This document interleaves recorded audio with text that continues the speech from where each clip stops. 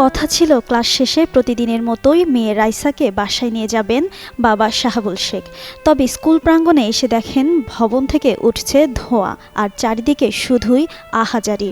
একে একে ভেতর থেকে হতাহতদের বের করছে আইনশৃঙ্খলা রক্ষাকারী বাহিনীর সদস্যরা। অন্যদিকে বাবার চোখ খুঁজছে ছোট্ট রাইসাকে।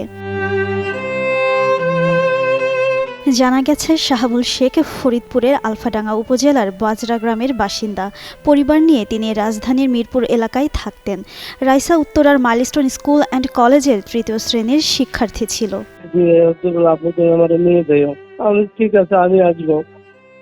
উত্তরার মাইলস্টোন স্কুল অ্যান্ড কলেজের ভবনে যুদ্ধবিমান পড়ার খবরে তিনি ছুটে আসেন বিদ্যালয়ে।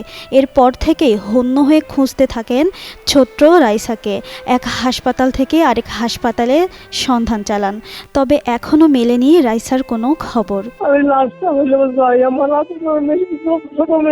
বাবার আকুতি জীবিত না হলেও লাশটা যেন খুঁজে পান, মেয়ের কবরের পাশে যেন দাঁড়াতে পারেন, শেষ চিহ্নটুকু যেন থাকে।